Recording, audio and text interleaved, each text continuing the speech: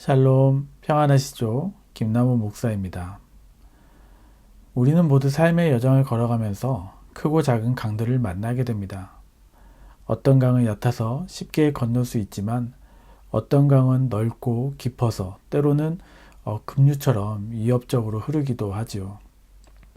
오늘 본문인 여호수아 3장은 이스라엘 백성이 마주한 요단강이라는 장애물을 보여줍니다.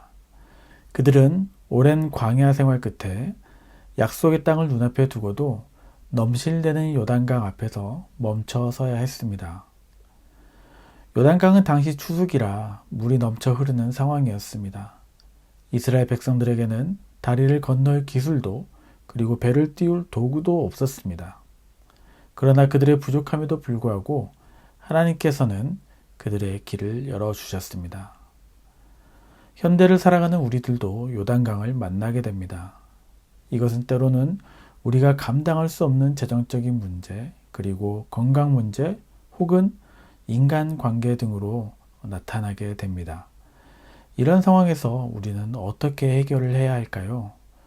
오늘 여호수아 3장 말씀을 통해서 우리도 삶의 강을 건너는 믿음과 순종의 자세를 배우고자 합니다. 오늘 본문은 여호수아 3장입니다. 함께 읽도록 하겠습니다. 또 여호수아가 아침에 일찍 일어나서 그와 모든 이스라엘 자손들과 더불어 시딤에서 떠나 요단에 이르러 건너가기 전에 거기서 유숙하니라. 사울의 관리들이 진중으로 두루다니며 백성에게 명령하여 이르되 너희는 레위 사람 제사장들이 너희 하나님 여호와의 언약궤 매는 것을 보거든 너희가 있는 곳을 떠나 그 뒤를 따르라. 그러나 너희와 그 사이의 거리가 2000규빗쯤 되게 하고 그것에 가까이 하지는 말라. 그리하면 너희가 행할 길을 알리니 너희가 이전에 이 길을 지나보지 못하였음이니라 하니라. 여호수아가 또 백성에게 이르되 너희는 자신을 성결하게 하라. 여호와께서 내일 너희 가운데 기이한 일들을 행하시리라. 여호수아가 또 제사장들에게 말하여 이르되 언약궤를 메고 백성 앞에 건너라 하매 곧 언약궤를 메고 백성 앞에 나아가니라. 여호와께서 여호수아에게 이르시되 내가 오늘부터 시작하여 너를 온 이스라엘의 목전에서 크게 하여 내가 모세와 함께 있었던 것 같이 너와 함께 있는 것을 그들이 알게 하리라. 너는 언약궤를 맨 제사장들에게 명령하여 이르기를 너희가 요단 물가에 이르거든 요단에 들어서라 하라. 여호수아가 이스라엘 자손에게 이르되 이리 와서 너희 하나님 여호와의 말씀을 들으라 하고 또 말하되 살아계신 하나님이 너희 가운데 계시사 가나안 족속과 헷 족속과 히위 족속과 브리스 족속과 기르가스 족속과 아모리 족속과 여부스 족속을 너희 앞에서 반드시 쫓아내실 줄을 이것으로써 너희가 알리라. 보라, 온 땅의 주의 언약궤가 너희 앞에서 요단을 건너가나니 이제 이스라엘 지파 중에서 각 지파에 한 사람씩 12명을 택하라. 온 땅의 주 여호와의 궤를 맨 제사장들의 발바닥이 요단물을 밟고 멈추면 요단물 곧 위에서부터 흘러내리던 물이 끊어지고 한 곳에 쌓여 서리라. 요단이 곡식 꺼지는 시기에는 항상 언덕에 넘치더라. 궤를 맨 자들이 요단에 이르며 궤를 맨 제사장들의 발이 물가에 잠기자 곧 위에서부터 흘러내리던 물이 그쳐서 사르단에 가까운 매우 멀리 있는 아담 성읍 변두리에서 일어나 한 곳에 쌓이고 아라바의 바다 여메로 향하여 흘러가는 물은 온전히 끊어지매 백성이 여리고 앞으로 바로 건널세. 여호와의 언약궤를 맨 제사장들은 요단 가운데 마른 땅에 굳게 섰고 그 모든 백성이 요단을 건너기를 마칠 때까지 모든 이스라엘은 그 마른 땅으로 건너갔더라. 아멘. 모세가 죽은 후에 하나님께서는 여호수아에게 믿음으로 의지할 만한 확실한 약속들을 주셨습니다. 강하고 담대하라. 내가 너와 항상 함께하리라 라는 말씀이죠. 그리고 이미 요단 동편에 기업을 받은 두 지파 반이 기꺼이 여호수아에게 충성을 맹세함으로써 여호수아에게 힘이 더해졌습니다. 그리고 어제는 여리고성 정탐꾼으로 보냈던 두 사람에게 전혀 예기치 못했던 이야기를 들었습니다.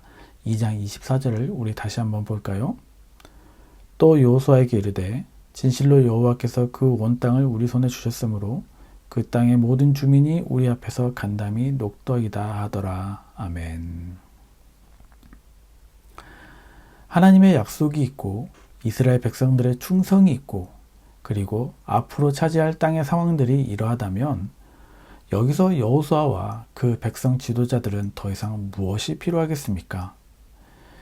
이들이 가나안으로 들어가는 발걸음은 이미 확신으로 가득 차 있었습니다.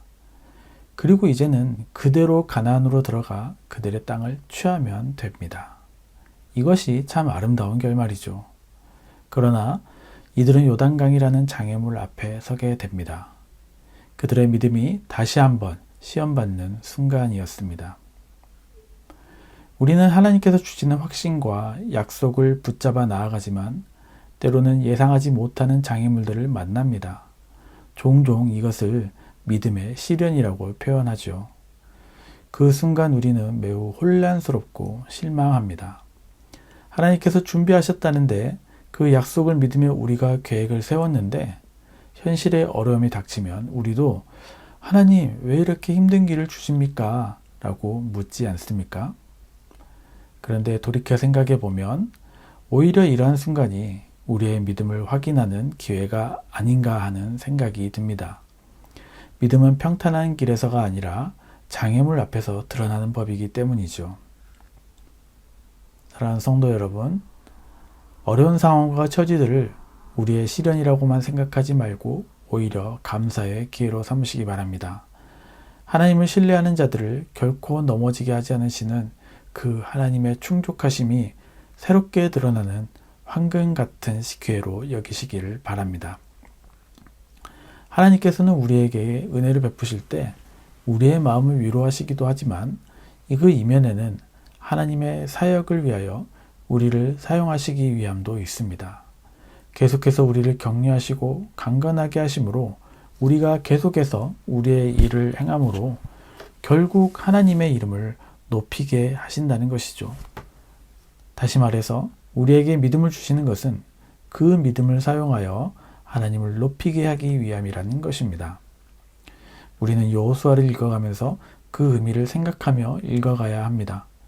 우리가 읽었던 여호수아 2장에서는 하나님의 은혜로운 격려도 있지만 하나님께서 우리에게 요구하시는 책임이 있다는 것을 우리는 잊으면 안 되겠습니다. 하나님께서 여호수아에게 이렇게 명령하셨습니다. 1장 7절, 8절을 다시 한번 읽어보겠습니다. 오직 강하고 극히 담대하여 나의 종 모세가 내게 명령한 그 율법을 다 지켜 행하고 우로나 좌로나 치우치지 말라. 그리하면 어디로 가든지 형통하리니 이 율법책을 내 입에서 떠나지 말게 하며 주야로 그것을 묵상하여 그 안에 기록된 대로 다 지켜 행하라. 그리하면 내 길이 평탄하게 될 것이며 내가 형통하리라. 아멘. 하나님의 말씀에 철저하게 순종하는 것만이 그 형통을 보장할 수 있습니다. 오직 하나님께 합당하여 그 계명의 길로 행하는 자들에게만 하나님께서 그 길을 보여주시겠다는 것입니다. 하나님을 믿는 믿음은 오로지 그분의 말씀에 대한 순종을 통해서 증명되어야 했고 다른 것은 인정하지 않으셨습니다. 이러한 도전 앞에 여호수아 3장이 시작됩니다. 우리는 이제 여호수아가 이 장애물을 어떻게 극복하는지 잘 보아야 합니다. 그리고 그것을 우리의 삶에 어떻게 적용할지 또 잘 생각해 보시기를 바랍니다. 3장 1절은 이렇게 시작합니다. 또 여호수아가 아침에 일찍 일어나서 그와 모든 이스라엘 자손들과 더불어 시팀에서 떠나 요단에 이르러 건너가기 전에 거기서 유숙하니라. 아멘. 우리말 성경에는 빠져 있지만 여호수아 3장은 그리고라는 단어로 시작합니다. 즉 2장과 연결되어 있다는 것이죠. 2장에서 정탐꾼의 보고를 받은 이 여호수아가 밤새 잠을 잘 잤는지 못 잤는지 우리는 알 수 없습니다. 그러나 그가 아침 일찍 일어나 움직인 것을 보면 여호수아는 그가 직면한 문제로 인해서 움츠려들지 않고 오히려 믿음으로 나아갔다는 것을 우리는 알 수 있습니다. 당시에 다리가 있었던 것도 아니고 그렇다고 건널 배가 있었던 것도 아니지만 여호수아는 사흘 안에 이 강을 건너 들어갈 것이라는 담대함을 가지고 믿음과 순종으로 전진했습니다.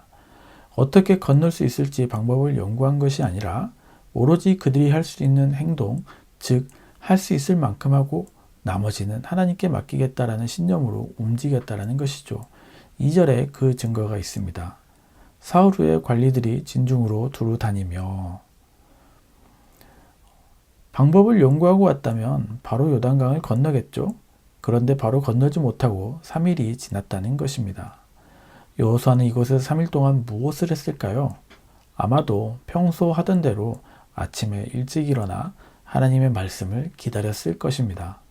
그런데 문제는 이 3일이라는 시간을 보내는 이스라엘 백성들의 마음입니다. 지금의 이스라엘은 단순히 전쟁을 목적으로만 오지 않았습니다. 즉, 전투를 위한 남자들로만 구성된 것이 아니라 그들의 생활, 다시 말하면 그들이 살아왔던 텐트, 그리고 먹거리, 또 염소, 소, 양 등 그런 가축들, 그리고 여자와 노인, 아이들까지 있었다는 것이죠. 그들이 3일 동안 요단강을 바라보면서 무슨 생각을 했을까요? 물론 성경에는 그들이 걱정했다 또는 그들이 걱정하지 않았다라는 이야기가 나오지는 않습니다. 그렇지만 3일 동안 그들이 요단강을 바라보면서 그들은 여기를 어떻게 건너지? 우리가 저기를 어떻게 건너가지? 하는 방법이 없는데 어떻게 해야 되지? 우리는 할 수 없는데 그런 생각들을 하지 않았을까 싶습니다. 특히나 15절을 보면 그때가 곡식을 거두는 시기였기 때문에 물이 넘친다라고 했습니다. 지금의 요단강과 그때 요단강이 얼마나 다른지 우리는 알 수 없지만 그럼에도 불구하고 그들이 요단을 건넌다는 것은 그렇게 쉬운 일은 아니었을 것입니다. 그들은 스스로가 해결할 수 없는 상황을 인식할 수밖에 없었다는 것이죠. 이제 이들이 할 수 있는 것은 유일합니다. 그것은 바로 하나님만을 바라보는 것입니다. 하나님께서 어떻게 행하실지 지켜보는 것이죠. 이스라엘 백성은 그들이 넘을 수 없었던 요단강, 그 강물이 득실되는 요단강을 바라보는 데서 이제 그들의 시선을 돌려 언약궤를 바라보라는 명령을 받습니다. 3절입니다. 백성에게 명령하여 이르되 너희는 레위 사람 제사장들이 너희 하나님 여호와의 언약궤 매는 것을 보거든 너희가 있는 곳을 떠나 그 뒤를 따르라. 아멘. 언약궤를 봐라. 제사장들이 여호와의 언약궤를 매는 것을 보거든 너희는 그 뒤를 따르라. 즉 하나님께서 어떻게 하시는지를 봐라. 그리고 그 뒤를 따르라 라는 것입니다. 이제 이스라엘은 언약궤의 시선을 고정합니다. 그리고 그 뒤를 따라 요단강을 건너갑니다. 언약궤는 하나님께서 그들과 함께 계심을 상징하는 물건으로 하나님의 임재와 인도하심을 나타냅니다. 여호수아는 너희가 이전에 지나보지 못한 길을 가기 때문에 언약궤를 따라가야 한다라고 강조합니다. 우리도 인생의 여정에서 이전에 지내보지 못한 길을 갈 때가 많습니다. 처음 겪는 문제, 예상치 못한 도전들 앞에서 우리는 방향을 잃기 쉽습니다. 이럴 때 우리의 시선을 어디에 두어야 할까요? 바로 하나님의 임재와 말씀입니다. 우리는 종종 우리 자신의 계획과 경험에 의지하기도 합니다. 그러나 우리의 인생에서 하나님의 언약궤가 앞서가도록 해야 합니다. 우리의 힘과 지혜로는 도저히 건널 수 없는 강도, 하나님의 인도하심을 따르면 길이 열리기 때문입니다. 요한복음 14장 6절에서 예수님은 내가 곧 길이요 진리요 생명이라고 말씀하셨습니다. 우리의 삶의 방향은 언제나 그분께 있어야 하겠습니다. 이제 여호수아는 백성들에게 스스로 성결하라 라고 명령합니다. 5절 말씀이죠. 여호수아가 또 백성에게 이르되 너희는 자신을 성결하게 하라. 여호와께서 내일 너희 가운데 기이한 일들을 행하시리라. 아멘. 자, 여기서 성결함은 단순히 외적인 깨끗함이 아니라 하나님 앞에서 마음과 삶을 정결하게 하려는 태도입니다. 여호수아의 이 명령은 홍해를 건넜던 출애굽 세대와는 전혀 다른 차이를 보여주고 있죠. 출애굽 세대는 하나님의 기적을 경험했지만 결국 광야에서 불순종으로 멸망했습니다. 그렇지만 이 요단강 앞에 선 지금 이 세대는 성결함을 준비하면서 하나님의 역사를 기대하고 있는 것이죠. 우리도 하나님의 놀라운 일을 기대하기에 앞서서 우리의 마음과 삶의 정결함을 준비해야 할 것입니다. 회개와 헌신으로 하나님 앞에 나아갈 때 하나님은 우리 가운데 일하시기 시작합니다. 성결함은 단지 도덕적인 깨끗함뿐만 아니라 우리의 중심이 온전히 하나님께 있음을 의미합니다. 계속해서 보겠습니다. 가장 인상적인 장면이 있습니다. 그것은 바로 제사장들이 언약궤를 메고 요단강에 발을 내디딜 때 물이 멈추는 순간입니다. 하나님은 물이 멈출 것을 약속하셨지만 그 약속은 제사장들이 먼저 발을 내딛는 행동으로 응답받았습니다. 이 장면은 우리에게 순종과 믿음의 중요성을 가르칩니다. 때로는 하나님의 약속이 명확하게 들리더라도 우리 앞에 강은 여전히 넘실거리고 있을 수 있습니다. 그럼에도 불구하고 우리가 해야 할 일은 먼저 발을 내디디라라는 하나님의 말씀에 순종하며 발을 내딛는 것입니다. 많은 경우 우리는 결과를 보고 나서야 행동하려고 합니다. 그러나 하나님의 약속을 믿고 우리가 할 수 있는 한 걸음을 내디딜 때 하나님께서는 그 약속을 성취하십니다. 믿음은 행동으로 증명됩니다. 히브리서 16장 6절은 믿음이 없이는 하나님을 기쁘시게 하지 못하나니라고 말씀합니다. 우리의 행동이 하나님에 대한 믿음을 보여주는 증거가 될 때 하나님은 그 믿음 위에 기적을 더하시고 우리가 순종의 걸음을 내딜 때 우리의 삶의 길을 여십니다. 오늘 본문의 마지막 장면은 이스라엘 백성이 마침내 요단강을 건너 약속의 땅에 이르는 모습입니다. 그들은 하나님이 여신 길을 따라 언약궤의 뒤를 따랐고 마침내 꿈에 그리던 땅에 발을 디딜 수 있었습니다. 하나님께서는 그들의 믿음과 순종을 기뻐하시며 길을 여셨습니다. 사랑하는 성도 여러분, 오늘 우리는 각자 다른 요단강을 마주하고 있습니다. 어떤 이는 경제적인 문제로, 어떤 이는 건강의 문제로, 또 어떤 사람은 관계의 어려움으로 고통을 받고 있을지 모릅니다. 그러나 우리가 기억해야 할 것은 하나님은 우리가 직면한 강보다 더 크신 분이라는 사실입니다. 우리의 강은 하나님께서 일하실 기회의 장소입니다. 하나님께서는 오늘도 우리에게 말씀하십니다. 너희가 이전에 가보지 못한 길을 내가 인도하리라. 너희는 언약궤를 보고 그 뒤를 따르라. 너희는 스스로 성결하게 하라. 내가 너희 가운데 기이한 일을 행할 것이다. 아멘. 요단강을 건너는 것은 단지 약속의 땅에 이르는 여정일 뿐만 아니라 하나님께 대한 우리의 믿음과 순종의 여정입니다. 우리의 삶에도 하나님의 길이 열릴 때가 있습니다. 그때 우리가 기억해야 할 것은 하나님의 약속과 함께 우리의 순종이 필요하다는 것입니다. 오늘 이 말씀을 마음에 새기면서 우리가 마주한 삶의 요단강을 하나님의 인도하심으로 건너가시길 축복합니다. 우리의 믿음의 여정을 통해 하나님의 놀라운 역사를 경험하시는 성도님들 되시기를 간절히 소망합니다. 기도하겠습니다. 하나님, 우리의 삶에 넘실거리는 강 앞에서 주님의 인도하심을 신뢰하게 하여 주시옵소서. 우리의 계획과 힘이 아니라 주님의 말씀과 약속을 따라 순종의 발걸음을 내딛게 하여 주시옵소서. 우리의 믿음이 주님을 기쁘시게 하고 그로 인해 주님께서 길을 여시는 놀라운 은혜를 경험하게 하여 주시옵소서. 예수님의 이름으로 감사하며 기도드립니다. 아멘.